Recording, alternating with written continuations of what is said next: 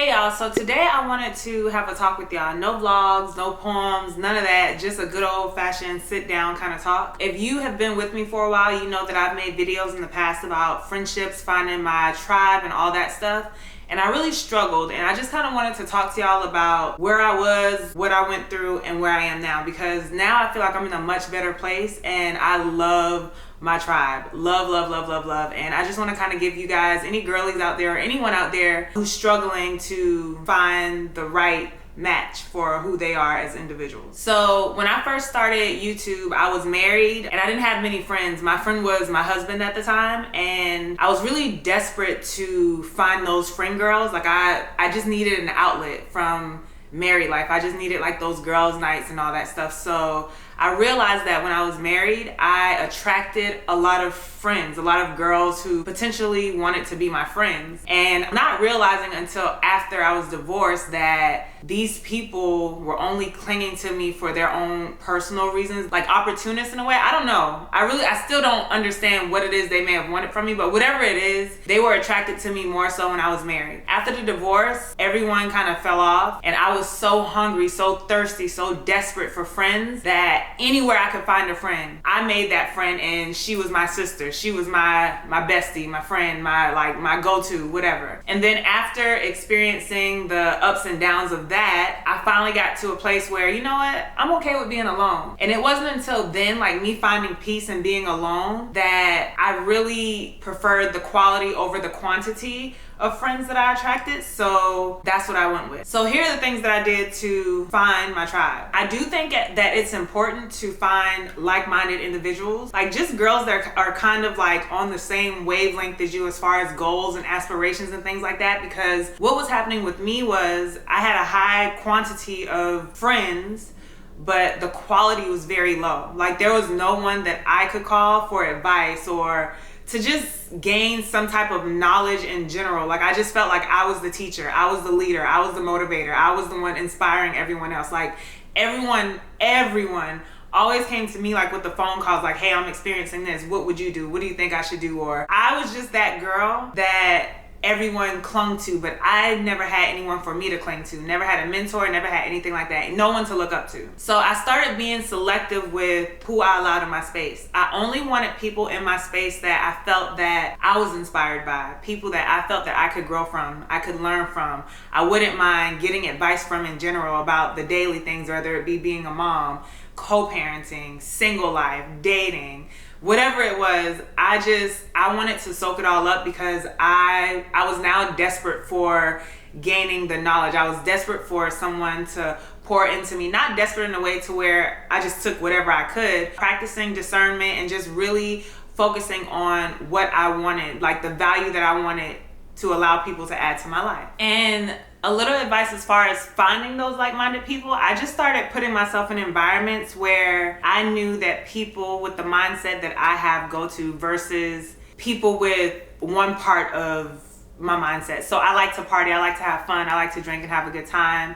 I would only go to like lounges and clubs and things like that expecting to meet people of quality when all those people want to do is party, and they were good for that, but they weren't good for pouring into the rest of me. So I started like my gym life. My community at the gym is everything. If I'm honest, that's where probably 85 to 90% of my new tribe has come from. But it's nice because think about it. You're going to the gym. I'm very consistent at the gym. So anybody that I see every day, they're just as consistent and disciplined as me. And typically when you're like that in the gym, it rolls over into your life in other areas, your eating habits, the way you think, the way you just self-discipline, the way you move when it comes to finances, when it comes to growth, when it comes to business, when it comes to all that. They're very disciplined people typically. And my gym ain't the cheapest, so I know they got to be making some kind of coins because they in there. Just putting yourself in those environments, even the type of bars you go to. I can still drink, well not right now obviously because I'm pregnant, but I would still drink and go out and have a good time. But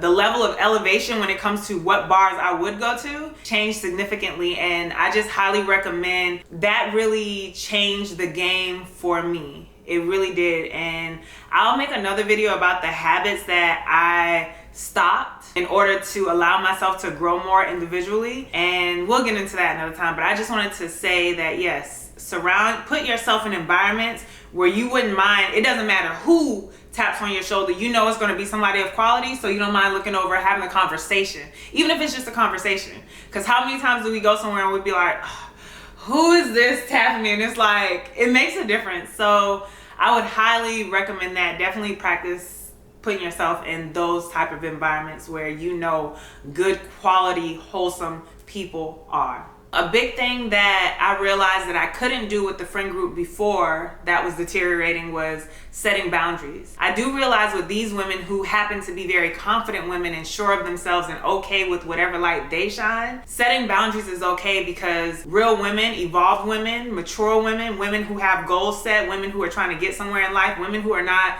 looking at you and comparing themselves to you, they are okay with boundaries being set because they have their own set of boundaries. And it's just kind of like it's like an unspoken respect. Like, it's just like a girl lingo for the girls on that status. Secure, confident, motivated, inspired, girls with aspirations, like those type girls, they're not worried about all the little things that don't matter. I remember one time going on a trip with one of the girls who did not pour into me.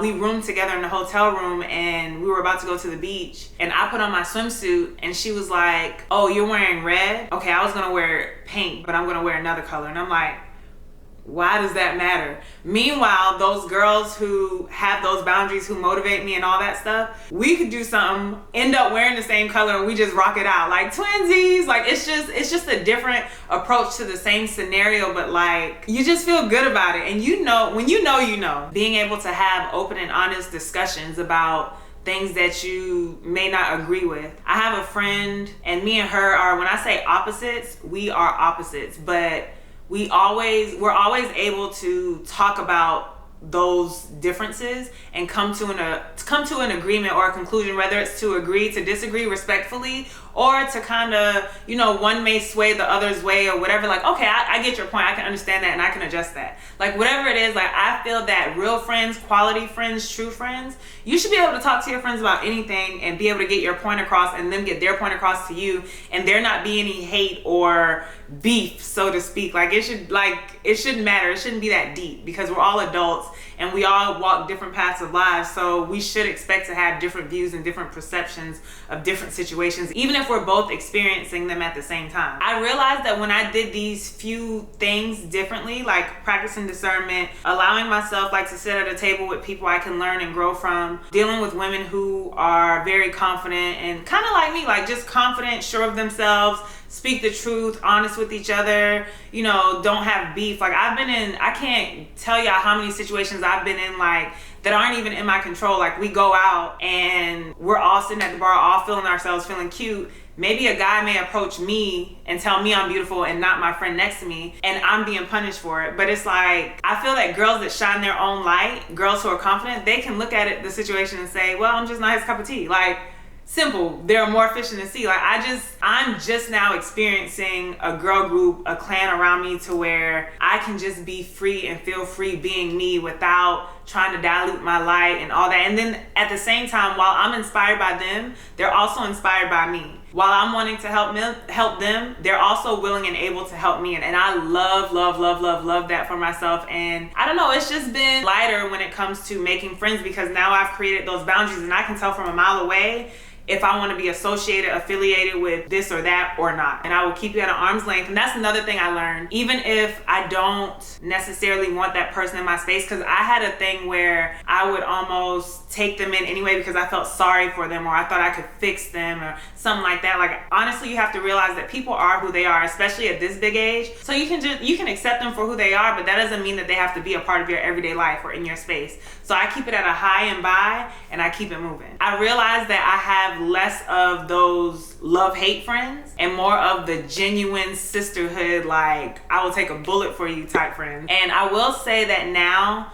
while the quantity of friends is much smaller, the quality is more than those huge quantities could ever have added up to be. And I'm so thankful for everyone in my life. Also, girl and guy. I have a lot of really good guy friends that look at me like a little sis, so to speak, and they really motivate me, and they're my go-tos, like, hey, do you know somebody who does this? Or hey, I need this advice about this situation, or what do you think? I love that. I never had that when it comes to the guys outside of my family. It's nice to just be in this space and then people still feel your light and you appreciate theirs just as much, and you just have a little community of like-minded individuals where you can all grow together, you can all shine together, everybody's light is going, and everybody is happy and successful and growing.